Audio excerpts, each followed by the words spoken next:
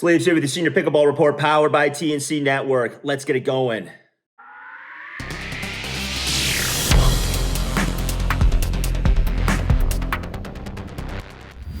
Okay, today talking about Thrive, their 13 mil and their 16 mil. Incredible paddles, very precise in the way they are weighted. We'll talk about that. Check out our daily news here. This is one of our sponsors. Get your news without getting depressed. Also, check out our podcast. You can find it all over the place, including Spotify and obviously YouTube. And also our store. We got some new stuff in the merch as well. All the links in the description, plus all the discounts on shoes and paddles below. Today we are talking not only about Thrive in the review, but we are speaking with the owner, one of the owners as well, Scott Phillips. And so it's going to be a combination of an interview and paddle review. Let's get to it.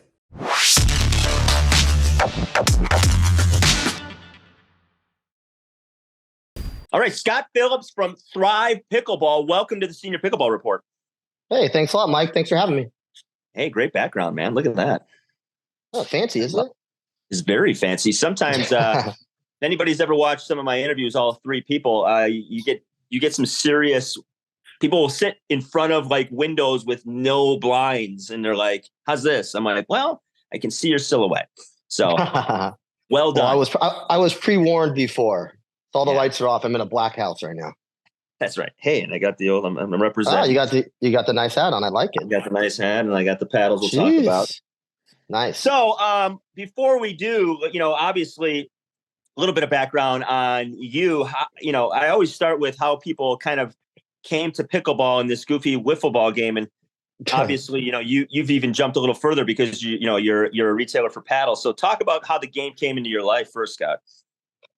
Well, I'm probably like a lot of people. I'm a golfer. That's my main background. I played golf almost my whole life, and then COVID hit, and there was no golf. And I think a lot of people decided to pick up the sport. Where I live, they just built 3 courts, so I decided to buy a paddle with my buddies, and we started whacking the ball around. And so I guess it would have been 21, and I started playing. Right on. So the golf thing seems a little weird because obviously, outdoor sport, you're walking around, you can be separated somewhat. Well, yeah, but during that time, I don't know, I'm out in Las Vegas, Nevada, and the courses were closed, so we had nothing to do at the time. So they allowed us, I guess, the social distancing.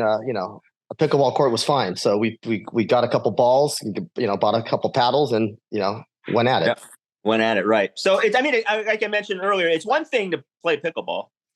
It's another thing to get in the business of pickleball on some level. So how did that leap sort of come from like, I'm playing, this is pretty cool. Hey, let's get into the paddle game.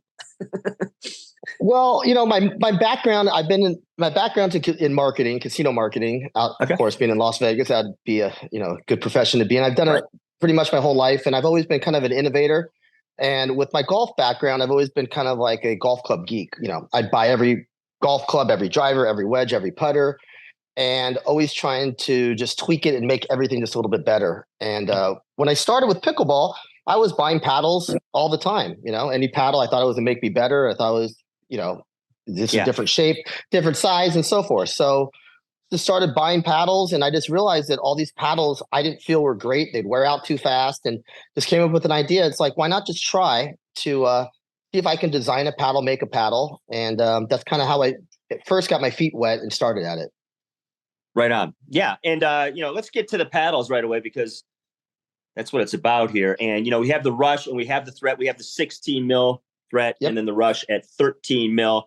And we'll talk about really what makes your paddle company unique is because you really talk a great deal and put an importance on swing weight. So talk to me a little bit about that because, when everybody first started getting into this game and then the paddle market just exploded, it was all about just static weight, which doesn't mean, bupkis. So talk to me about swing weight, why it's important and how Thrive's implemented it into that, into their brand, really. Okay. Well, like you said, everyone talks about paddle weight, static weight, what it weighs on a kitchen scale or whatever device you have. And like you said, it's meaningless. Just because paddles, how they're built, they could weigh the same, but feel totally different in your hand. So knowing that swing weight, going back to like golf, it's kind of the same thing. The swing weight of a pickleball paddle is the most important thing, that and the twist weight. So what we decided to do is for every single paddle, it takes a lot of time. I think we're the only company really out there that does it. We weigh every paddle. And when you purchase a paddle, you can pick your swing weight. And what the swing weight does is once you know what swing weight you like, when you purchase future paddles down the road, you would know that if you, let's say you like a 119 swing weight, the next time you buy a paddle, you buy 119, the paddles will feel identically the same. Unlike in today's industry, you buy a paddle, you don't know what it is. You may know the static weight. It may be 117. The next one you buy is 123. So there's no consistency. And for playability, it's very frustrating for a lot of players because they're always getting a different paddle. And for us, we like to think that we're the most consistent paddle company out there when it comes to purchasing a paddle. Yeah, absolutely. I mean, I got a little, I don't have them with me, but like a little card that was on the outside of, Yep. Actually have one right here. Package. This is what, yep.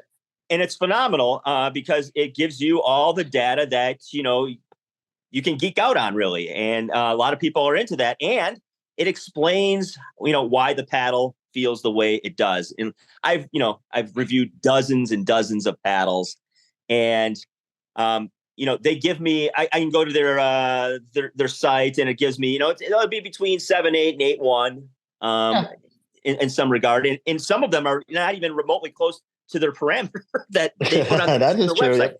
Like, there's a paddle that I weighed that was like 7.1 and they were saying, well, it could be up to 8.1. And I'm like, wow.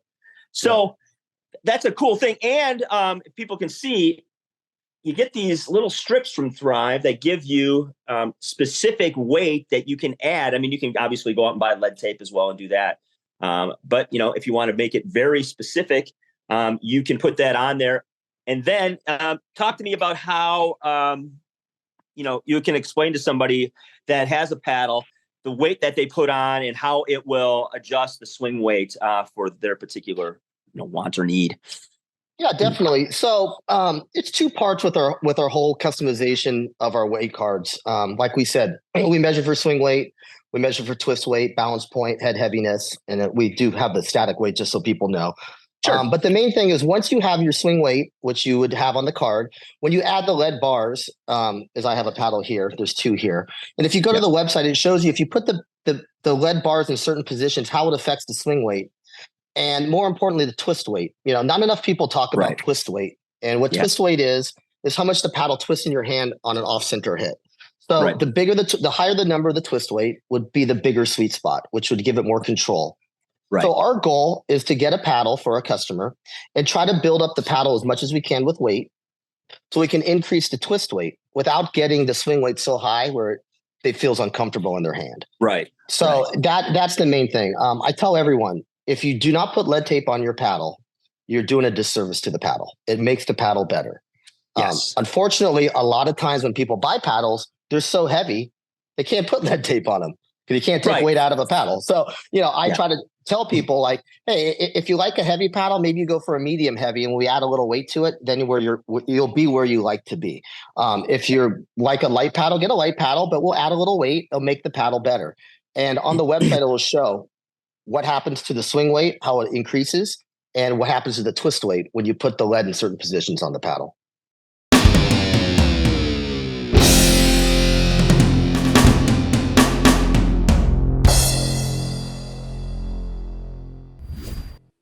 Okay, let's talk Thrive. We have two versions, a 13 mil and a 16 mil.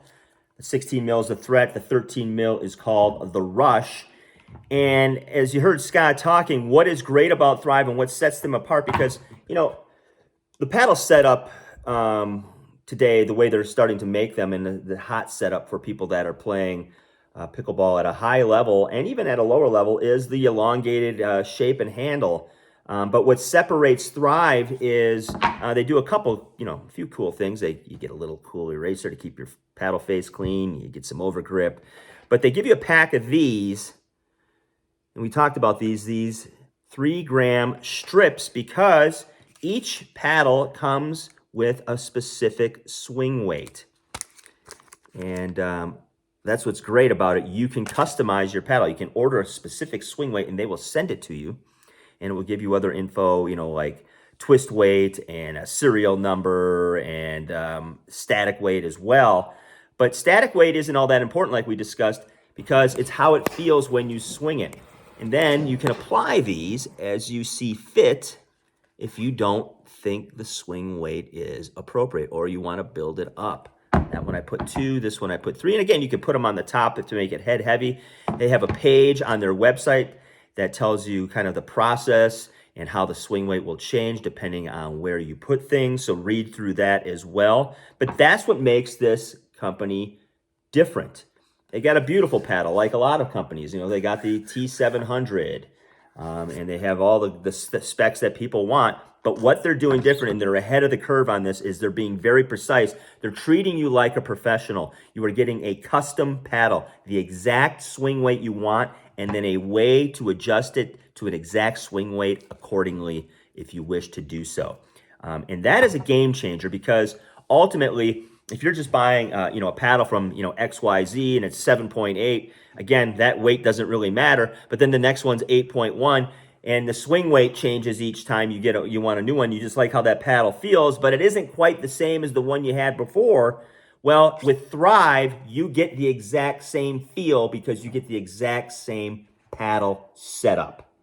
And that's everything. So when I was playing with it, I was adjusting. Like this one, I have 3 strips on each side. This one I had 2. And again, I started with 3. Sometimes, I think Scott said, start low, build up the weight. And so that's what you can do. I kind of did the opposite. I started with it a little heavy. I started pulling things off and wanted to see how it felt, specifically on my elbow and my wrist, which those are issues that I tend to have. So that's what I did. And I started to find that, this worked better with 2, and this one worked better with 3. But again, your card, which is cool, your custom card tells you all the details you need to see and know about. So check them out. Go through their website because it's very useful. And they treat you great because they treat you like a professional, because they want you to have the paddle that you want. So when you do come back to them, and you will, you get the exact same feel of the paddle setup that you had previously. All right. Hope you enjoyed the first part of the interview. Let's finish up with Scott from Thrive Pickleball. Sleeves here with the Senior Pickleball Report, powered by TNC Network, talking pickling. What's pickling? It's a little 5-foot wide net that you can use when you just want to pepper around with somebody, hit it back and forth. You don't have any space, but you just need a couple feet. You can put it up against the wall, legs kind of fold in. Really simple fold-up design, goes into a nice little carrying case. $50. Link in the description. Great practice tool, because when you're playing against the wall and just having a line, you still don't have that visual like you do in a game, in that peripheral, which is the net. And there's something different about practicing against the wall with a net. Trust me, I just started doing it, and I did it with pickling. Link in the description. See you next time. And hey, let's pickle. And see what I did there. Are you looking to stay up to date on the latest pickleball news and tips? Look no further than the Sleeves Senior Pickleball Report newsletter. Get the scoop on the sport, learn how to stay healthy while playing, and find out about upcoming tournaments. Subscribe now to get all the pickleball info you need. What is talk to me about the paddle that in the weight you like to play with, and why, and how much you're adding to your paddle? Well, for me, I'm a kind of a flicky player. I like to do a lot of backhand rolls and forehand rolls. So it's harder for me to go more up the face. Okay. So what I do is I put 3 grams is basically 0.1 ounces. Right. 0.01. And each one of these is 3, right? Yeah. 3 grams. These are 3 grams. 3 grams. So it's 0.1. Right. So if you have 4 of them, it's like 0.4 ounces. So right. I basically just put a lead on each side, and I go up about an inch. So I just use kind of like my thumb. I go up an inch, and that's my setup. I start with my swing weight about 119, 120. Okay. Right around there. Usually about 120 gets my paddle up to about 121, which is right where I want to be. If I go lighter and try to get more tape up, I can feel the twist weight getting more, which would be good. But with that, my hand speed's a little slower, so I don't like that feeling. A perfect example is one of our for you. Yes, I like to have it I'm a big kind of a wristy player. So Yeah. for me, I don't like to have a lot of weight going up the sides of the paddle, where most pros do. But most pros, a pro setup would be to try to get the weight as far up the paddle you can. Right. So that's a good transition. I mean, obviously, you have some pros that are you're sponsoring, and talk to me about that approach, because obviously, when you start, in the paddle game, there's different approaches you can take. You can go and try and sign players. You can have try and build a different sort of culture through whatever your merch is or things like that.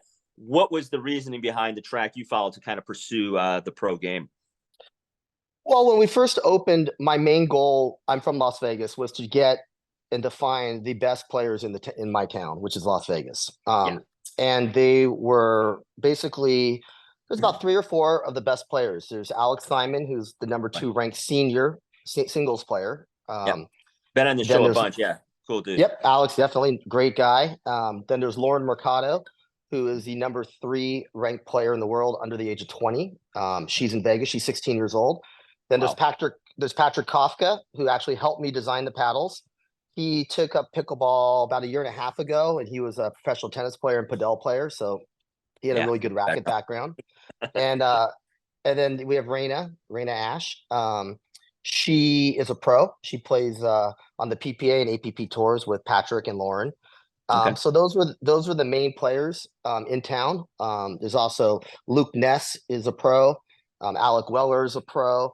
So I really just wanted to get the best players in town. If the best players believe in the paddle, then it's a lot easier for other people to believe in the paddle. And of course, I would not want someone to play a paddle they didn't like, but it was pretty easy once they got the paddle in their hands to switch over from the current manufacturers they're playing with. So I ended up getting, of the players I just mentioned, I got all of them. So they're all playing Thrive. Yeah. They're all playing Thrive now. I think it's beneficial that you can go out there, whenever, and go to the courts and talk to folks and see, kind of get their feedback instantly, rather than doing email, or you've never met the person and you're sponsoring them. You kind of get to know their personalities and, the things they sort of like. So I like that approach. Nice and small. Start local, man. Yeah. So we did that. And then, we kind of branched out, and, we just signed on Casey Diamond. He's out of Charleston, South Carolina. Great name. Ryan Finley, who played in the NFL. It is a great name. That's a Vegas name. And then Ryan Finley played in the NFL. He's a professional pickleball player out of Scottsdale, Arizona. He signed on. We have another one that's about to sign on right now. Cool. Also in town, we have Cheryl Bond. She plays the paddle, and Courtney Clark. And we just have a good little small group of good players that believe in the product. And, that's kind of what we wanted when we were first starting out. Right. Absolutely. Congratulations. So that's a great start. Thank you. Let's talk about, obviously, if you get into creating paddles, you have to deal with the ever moving sort of matrix of what happens to be a legal paddle and what is not a legal paddle. And, that could be an entire interview on its own. I understand that. So talk to me a little bit about, the ride you've been on since entering this game and trying to, figure out, where the markers are going to be from week to week.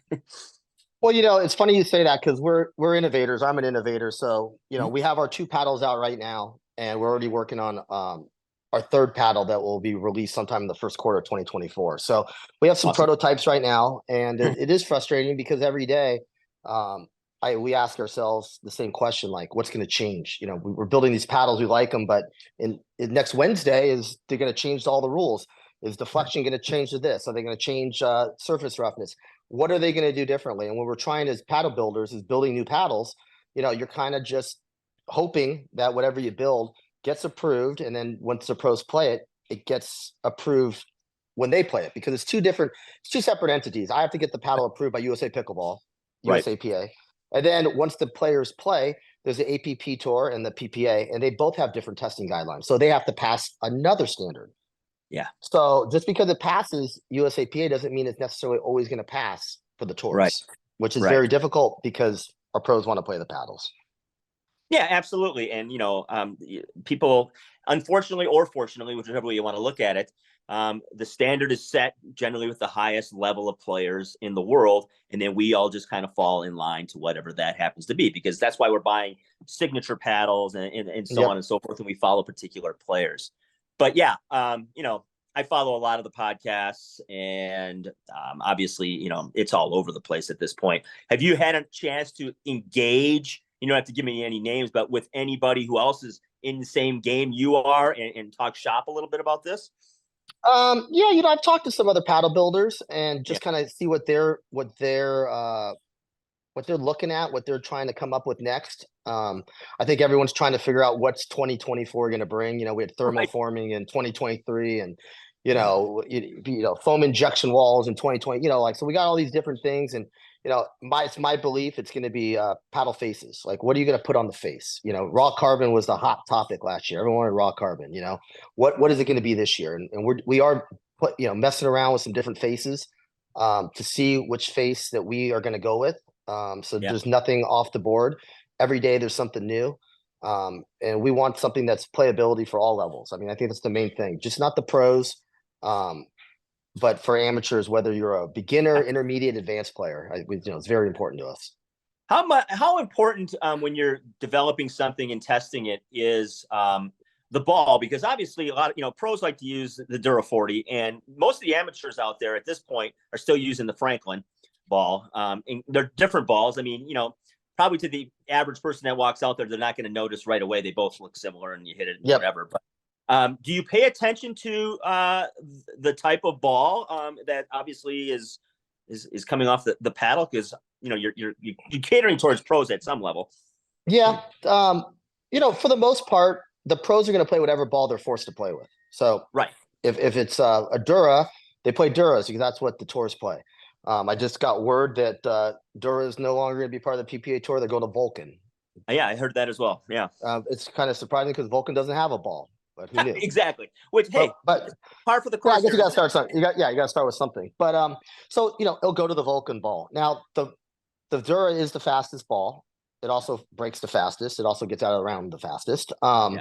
But we play it because we're forced to play it. So getting back to your question, we test it with all different types of balls. And obviously we try to get our paddles to the very limit of what is allowable. I mean, if they say your paddle can be this fast, we're going to bring it to that fast. We're not going to go over, but we're going to make it where the paddle is going to pass, but it's going to pass with what our intent is. So if we're building a fast paddle, we're building a fast paddle. If we're building a paddle that spins a lot, we're going to bring the surface roughness right up to the limit of 30 and 40.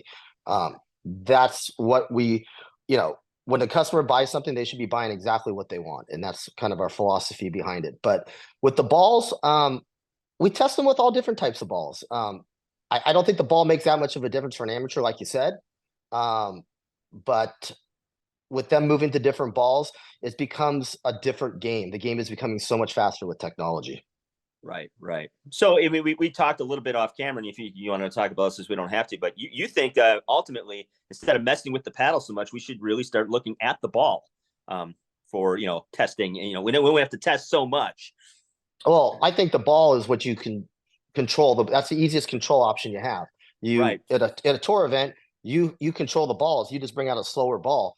You have the parameters of the paddle set where there's a limit. They don't change. And then you have a slower ball, and everyone should be happy. The problem that happens now is we have a fastball. One manufacturer. I mean, what happens right now is we have a fastball and crazy fast paddles. So people that have a slow paddle are going to complain about it.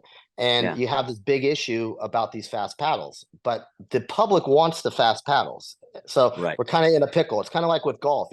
The courses, pro golfers, the courses are too short, but not for me or you. So what do? How do they tone down? Do you tone down equipment? Well, I don't want to hit the ball shorter. I want to hit it farther. So with the pros, they talk about is slowing down the ball, not making the ball go as fast or as far. So I think that slowing the pickleball down for pros, not for amateurs, for pros, is something that they should look into. Yeah. I mean, obviously there's different golf balls when you're playing golf. You can have a ball that's a little harder and has a little more spin and blah, blah, blah. So yeah, same type of thing. So where do you see it going, Scott? I mean, do you, as we wind up here, where do you see testing going? I mean, I know it's like throwing darts at this point. And then ultimately, where do you see technology going for paddles? Well, with testing, it's kind of up in the air. Now we have this new company, I think it's Pro Player Labs. I think that's the name of the company.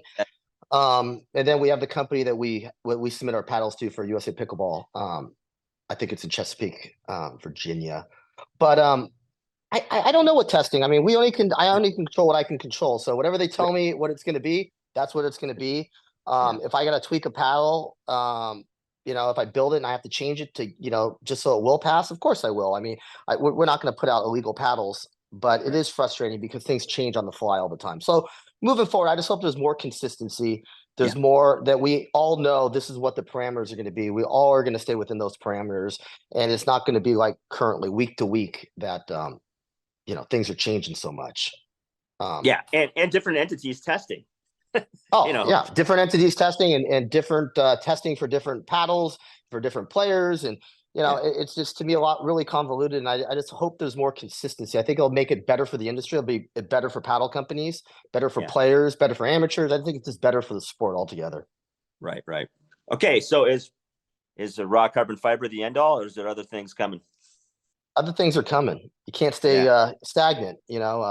We're innovating. I think raw carbon is a great surface. I think it's serves its purpose. It's going to be around for a long time.